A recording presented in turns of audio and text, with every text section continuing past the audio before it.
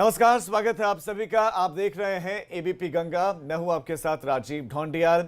बहुत बड़ी खबर नोएडा से है और एबीपी गंगा की इस खबर पर लगातार नजर बनी हुई है, जहां पर चलती बस में महिला के साथ दुष्कर्म हुआ है। महिला के साथ रेप मामले में पुलिस ने एक आरोपी को गिरफ्तार भी कर लिया है। दरअसल प्रतापगढ़ से नोएडा आते वक्त लखनऊ और मथुरा के बीच में महिला से दरिंदगी की वारदात को अंजाम दिया गया।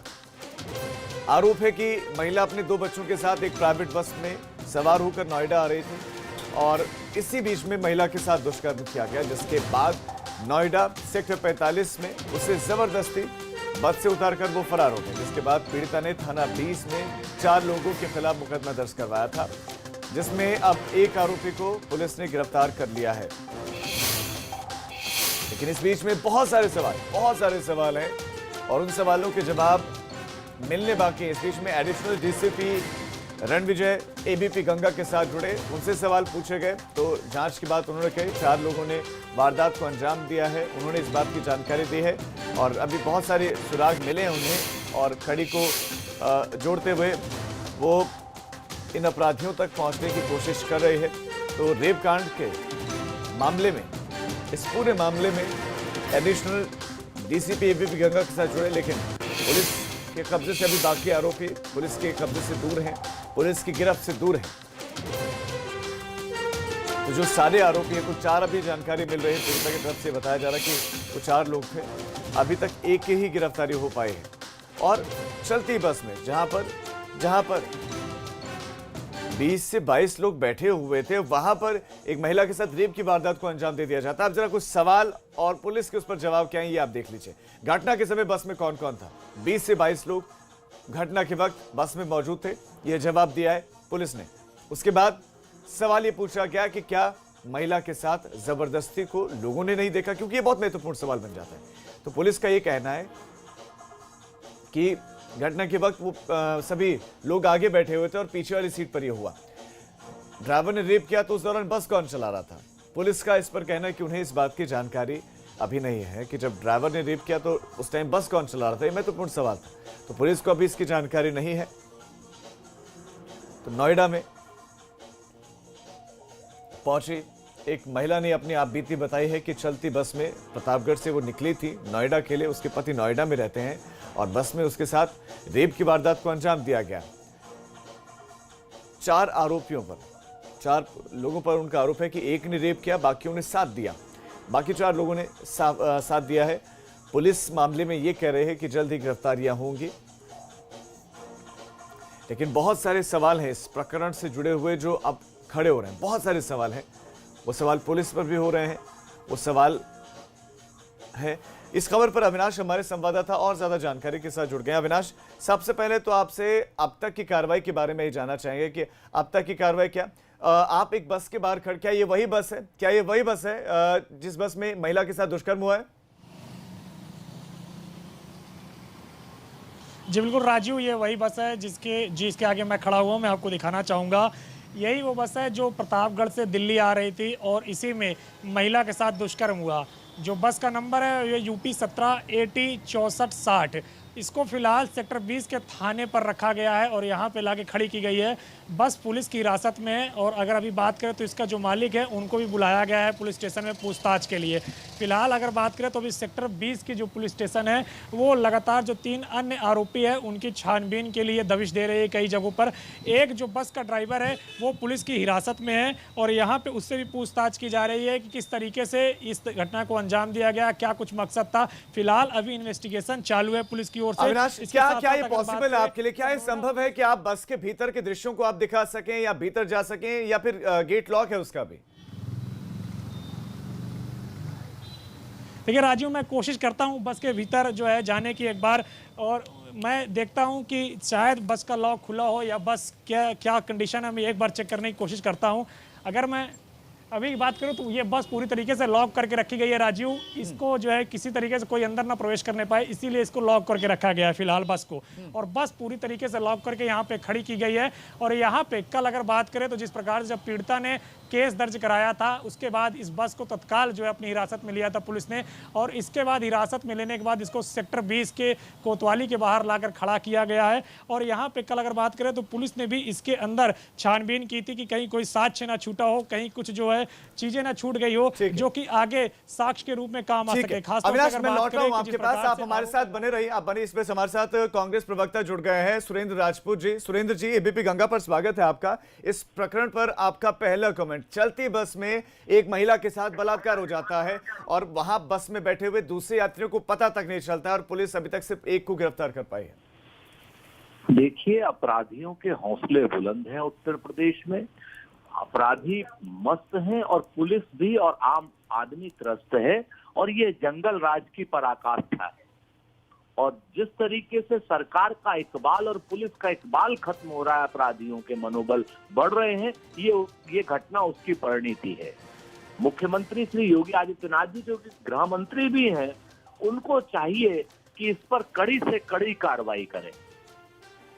जी सुरेंद्र जी, चेकिंग नहीं होती है, एक बस जो प्रतापगढ़ से निकली है वो बेरोक टोक आ जाती है और इस बीच में एक महिला के साथ दुष्कर्म कर दिया जाता है। यानी कि कहीं पर कोई नाका नहीं है, कहीं पर कोई चेकिंग के लिए नहीं, कहीं पर कोई बैरिकेडिंग नहीं होती है कि जांच की जाए कि बस कौन है, कहां से ला रहा है। और वो भी तब जब ऐसी स्थितियां हैं, लॉकडाउन की स्थितियां, और रात के वक्त में तो कर्फ्यू लगा रहता है।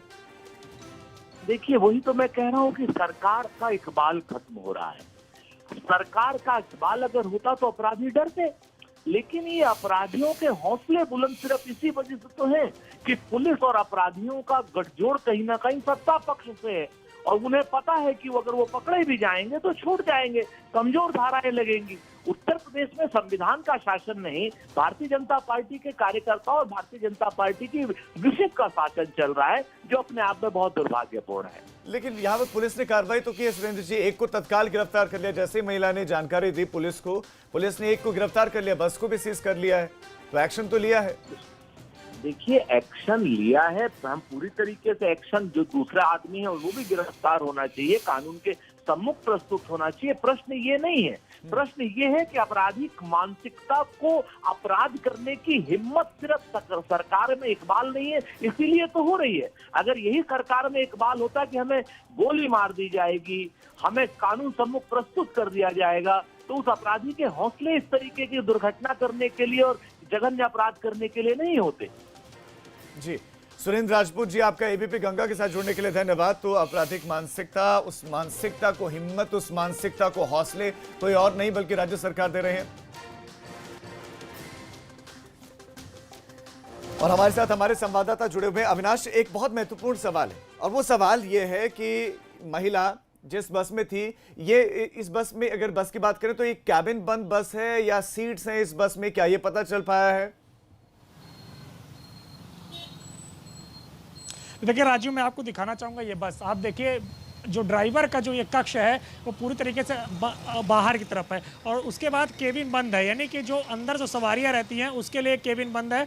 और बताया जा रही है स्लीपर बस है, यानी नीचे बैठने के लिए सीट्स है और उसके ऊपर स्लीपर यानी लेटने के लिए व्यवस्था है। तो जो लोग बैठ के यात्रा करना चाहते हैं वो बैठ कर यात्रा कर सकते हैं, जो लोग लेट कर यात्रा कर सकते हैं वो लोग लेट कर यात्रा कर सकते हैं। अब चूंकि पीड़ित महिला का कहना है कि उसके साथ सबसे पिछली सीट में नीचे, यानी कि सीट पर बैठ के उसके साथ इस तरीके की घटना को अंजाम दिया गया। तो यानी सबसे पीछे की अगर हम बात करें तो सबसे पीछे महिला के साथ इस तरीके के ठीक है। मैं आपके पास फिर से लौट रहा हूं अविनाश। इस वक्त हमारे साथ अनुराग भदौरिया जी जुड़ गए हैं, सपा नेता हैं। अनुराग जी, एबीपी गंगा पर स्वागत है आपका। और आपकी पहली टिप्पणी, चलती बस में एक महिला के साथ बलात्कार हो जाता है, अभी एक की गिरफ्तारी हुई है। इसका आप अंदाजा लगा सकते हैं कि उत्तर प्रदेश की जो सरकार है उससे इसी का कोई कंट्रोल नहीं है। आपने देखा होगा इसी नोएडा में पहले एसएसपी थे, आईपीएस एक दूसरे आईपीएस पे आरोप लगाते रहे। जब पुलिस एक दूसरे पर आरोप लगा रही होगी तो आप समझ सकते हैं कि लोगों का, जो बदमाश टाइप के लोग होते हैं, उनका मनोबल कितना बड़ा होगा।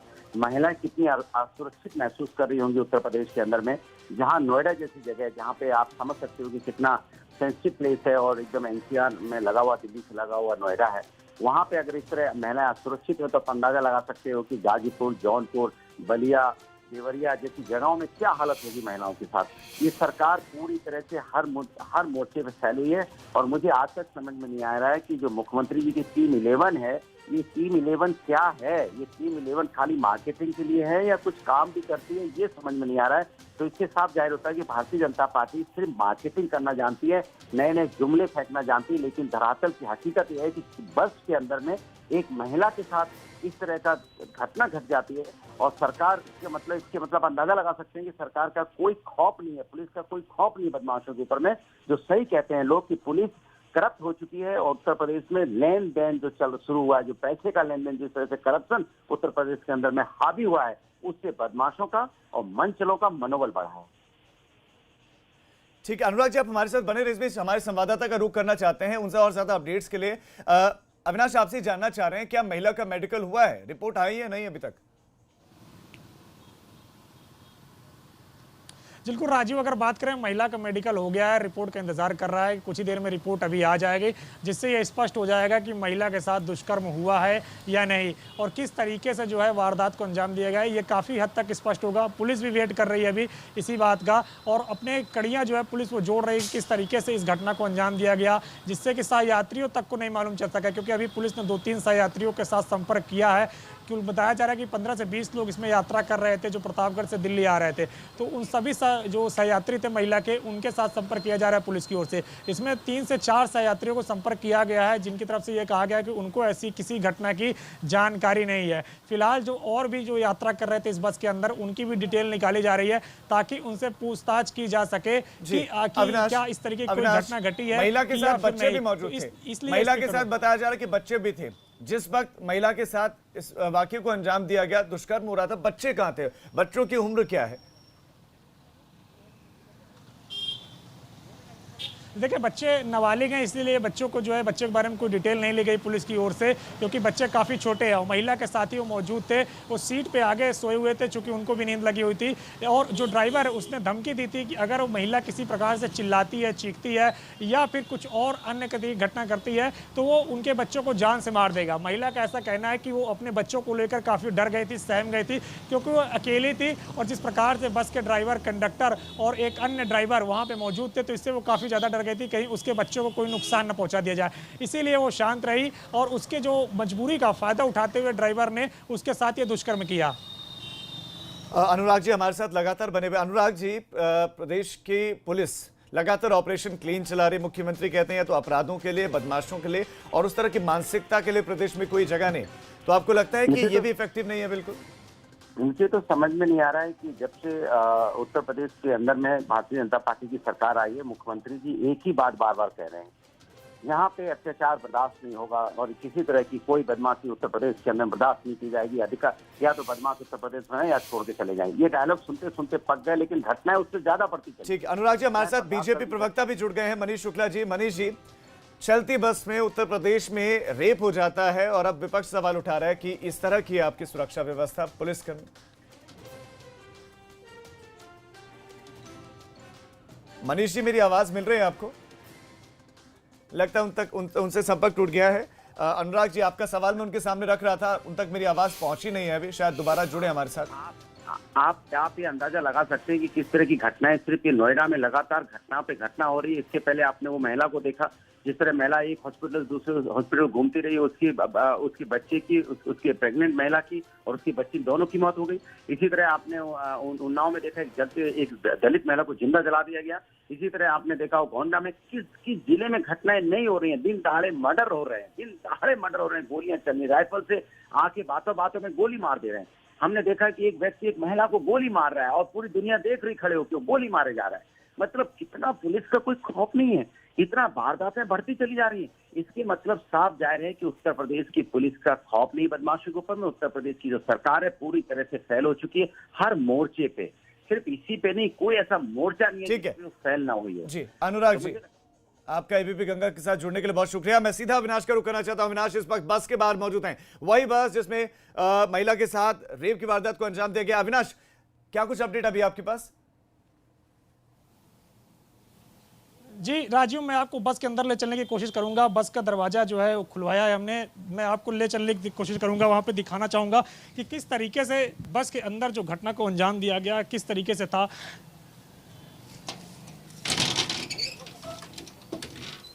हेलो जी, ये बहुत महत्वपूर्ण है राजू, ये जी। वही बस है, अगर हम बात करें तो जी राजू, ये वही बस है जहाँ पे अंजाम दिया गया घटना को। और आप देखिए इस बस की जो किस तरीके से ये बनावट है, आप देखिए ये सीट है नीचे बैठने के लिए यहाँ पे, और ये स्लीपर है अंदर ऊपर सोने के लिए। और जो महिला का आरोप है कि उसके साथ सबसे पीछे की सीट पे दुष्कर्म को अंजाम दिया गया है, तो हम सबसे पीछे की सीट पे चलेंगे और सबसे पीछे की सीट जो है उसको किस तरीके से बनाया गया आप देखिए।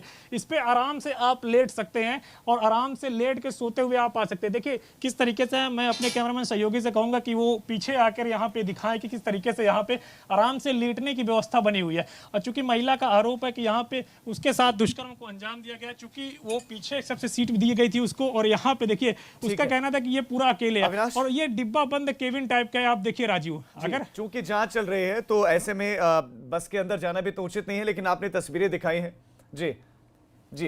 लेकिन अविनाश, क्या आप देख गुंजाइश लग रही है कि जो आगे बैठे हुए व्यक्ति होंगे, जो भीतर आगे बैठे दूसरे पैसेंजर्स होंगे, वो आवाज न सुन पाए या चीखने चिल्लाने की महिला की बात न सुन पाए? क्या इसकी संभावनाएं हैं? जी राजू, देखिए चूंकि ये बॉक्स नुमा है और बताया जा रहा है कि ये एसी बस थी, इसमें एसी की भी व्यवस्था थी, तो चूंकि अगर इसमें कोई अगर अपनी ये किसी तरीके कांच बंद कर लेता है, अगर आप देखिए अगर कोई कांच बंद कर लेता है तो उसका पूरा अलग से केबिन हो जाएगा। जैसे मैं ये दिखा रहा हूँ आपको, अगर कोई कांच बंद कर लेता है इस तरीके से तो उसकी ये अलग से केबिन हो जाएगी। और किसी की अलग से अगर केबिन हो जाती है तो ऐसे में बहुत हद तक मुमकिन है कि लोगों ने ध्यान न दिया हो, क्योंकि अगर पीछे जो हमने आपको दिखाया था तस्वीर, अगर पीछे की आप देखे होंगे तो वहां पे भी एकदम एकांत है, वहां पे भी आप अलग हो सकते हैं एकदम से। तो चूंकि इस तरीके से हो सकता है कि जो सहयात्री हैं उनको पता ना चल पाया हो। कारण ये है कि ये बॉक्स अगर वो बंद करके अपना अकेले में हो जाते हैं, एकांत में हो जाते हैं, और पीछे जिस तरीके से पूरा एकांत दिख रहा है आपको, तो वहां पे इस तरीके के दुष्कर्म को अगर अंजाम दिया गया है तो बहुत हद तक मुमकिन है कि पता ना चल पाया हो सहयात्रियों को, क्योंकि सहयात्री नींद में रहे हो। और जिस प्रकार से महिला का भी कहना है कि सुबह का वक्त था, अंधेरे का वक्त था, लोग नींद में थे, तो ऐसे में बहुत हद तक संभव है कि जो सहयात्री हैं उनको ना पता चल पाया। अविनाश, पुलिस कह रही है कि 20 से 22 लोग उसमें बैठे हुए थे और सोशल डिस्टेंसिंग का पालन करवाया जा रहा है, तो ऐसे में ये लोग पीछे तक तो बैठे होंगे, या जो पीछे स्लीपिंग के लिए जगह, सोने के लिए जगह है, वहां पर रहे होंगे। तो क्या ये कैसे संभव है कि सभी लोगों को आगे उन लोगों ने बिठाया, यानी कि सोशल डिस्टेंसिंग का पालन नहीं करवाया गया था, या जानबूझ के सोच पूरे इस तरह का इरादा था इन लोगों का पहले से, और उस इरादे के तहत, उसी मानसिकता और उसी सोच के तहत बाकी लोगों को आगे बिठाया गया? क्या ये हो सकता है? देखिए राजीव, इसी की जांच पुलिस भी कर रही इसी दृष्टिकोण से कि कैसे 20-22 लोग थे और सभी को नहीं पता चला। क्योंकि अगर बात करें तो कुछ लोग केबिन बंद किए रहे होंगे, कुछ लोग नहीं बंद किए रहे होंगे, और अगर महिला को एकदम सबसे पीछे भी ले जाया गया तो क्या महिला की कोई चीख पुकार नहीं हुई, या फिर जब महिला नीचे उतर रही थी बस से तो उसने कुछ क्या नहीं बोला, कि या फिर उसके जो भाव भंगिमा थी, यानी कि जो उसके शरीर की हालात थे, या फिर उसके जो बॉडी के जो एक वो होता है कि हाँ भाई पता चलता है शरीर देख के किसी का कुछ भी कि परेशान है महिला या इसके साथ कुछ गलत हरकत हुआ है, तो क्या उस तरीके से भी लोगों को नहीं पता चला। तो ये तमाम सारे एंगल से पुलिस अभी जांच कर रही है, और इसीलिए सभी सहयात्रियों के पास पहुंचने की पुलिस की कोशिश है कि जितने सहयात्री हैं उनके पास पहुंचा जाए, उनसे पूछा जाए, सभी सहयात्रियों से बातचीत की जाए। इसके अलावा महिला की मेडिकल रिपोर्ट भी आने का इंतजार किया जा रहा है, जिसके बाद और भी कई सारी तस्वीरें साफ होगी। लेकिन फिलहाल आप बस में देख रहे हैं कि किस तरीके से यहाँ पे बंद केबिन टाइप का ये बस है। अगर कोई व्यक्तिगत तौर पर चाहे कि वो दूसरे को इसको डिस्टर्ब ना कर पाए या उसको दूसरे से कोई मतलब न रहे, तो अपना कांच बंद करके एकदम बंद रह सकता है एक केबिन में। तो इससे बहुत हद तक है, उम्मीद है, यानी कि इस बात की संभावनाएं हैं कि कोई आगे बैठा हो तो उस तक पीछे वाले की आवाज ना आए, इसकी संभावना है। अब सवाल ये है, मैं आपसे ये जानना चाहता हूं कि जब महिला के साथ इस तरह के वाकये को अंजाम दिया गया, उसके बाद महिला ने पुलिस को कब सूचना थी और अपने पति को कब सूचना थी, और सूचना मिलने पर पुलिस कब मौके पर पहुंची? देखिए राजू, जो बताया गया महिला की, पीड़ित महिला की ओर से जो बयान दिया गया, पीड़ित महिला का कहना है कि जब उसके साथ बलात्कार किया गया और जब बलात्कार खत्म हुआ तो उसके बाद फिर बात करें तो महिला को उतार दिया गया सेक्टर 20 के पास। सेक्टर 45 महिला को उतारना था, सेक्टर 45 पे महिला का पति इंतजार कर रहा था, लेकिन उसको सेक्टर 45 पे उतारने के बजाय सेक्टर 20 पे ही उतार दिया गया। क्योंकि महिला का कहना है कि वो पहली बार ट्रैवल की है प्रतापगढ़ से नोएडा के लिए, तो फिर उसने अपने पति को फोन लगाया और बताया कि उसे सेक्टर 20 के पास उतारा गया है और उसे आगे का रास्ता नहीं मालूम है। फिर उसका पति जब उसके पास आया तो उसने अपनी सारी आप बीती अपने पति को बताई। फिर पति और पत्नी, यानी जो पीड़ित पत्नी थी, वो तत्काल जाके सेक्टर 20 कोतवाली जो ये है सेक्टर 20 कोतवाली पे यहाँ पे आके अगर बात करें तो तुरंत अपना यहाँ पे मुकदमा लिखवाते हैं और यहाँ पे आके पीड़िता अपना बयान देती है। जिसके बाद जैसे ही पीड़िता से सेक्टर कोतवाली सेक्टर 20 पे आके अपना बयान देती है, इसके बाद तुरंत पुलिस एक्शन पे आ जाती है। पुलिस तुरंत बस को ट्रेस करती है। बस को ट्रेस करती है तो पुलिस को जब जानकारी मिलती है बस के बारे में तो पुलिस तत्काल बस को अपने हिरासत में लेती है और बस के साथ एक ड्राइवर को भी हिरासत में लेती है। बाकी 3 अन्य जो आरोपी थे वो तब तक फरार हो चुके थे और पुलिस उनकी जिनकी अभी तलाश कर भी रही है। और फिलहाल फिर उसके बाद पीड़िता को मेडिकल के लिए भेजा जाता है और मेडिकल के बाद फिर उसको उसके घर भेज दिया जाता है। तो अभी मेडिकल का इंतजार किया जा रहा है। बस थाने पर खड़ी है। जो 3 अन्य फरार आरोपी हैं उनके बारे में भी छानबीन की जा रही है। बस के मालिक को भी बुलाया गया है, उससे भी पूछताछ की जाएगी। अविनाश, ये जो प्राइवेट बसें होती हैं, ये प्राइवेट बसें जो होती हैं प्रतापगढ़ से निकली, इनका एक पर्टिकुलर जो है डेस्टिनेशन होगा कि ये पर्टिकुलर इसी जगह पर आकर रुकती होंगी। तो ये बस वहीं पर थी या कहीं और चली गई थी और पुलिस को ट्रेस करके इस बस को ढूंढना पड़ा और जो एक गिरफ्तार हुआ है, बाकी लोग क्या, बाकी लोग फरार हो गए, फिर वो व्यक्ति फरार क्यों नहीं हुआ? मैं आपके पास लौटूंगा अविनाश। इस बीच प्रधानमंत्री नरेंद्र मोदी कुछ कह रहे हैं, वो आपको सुनवा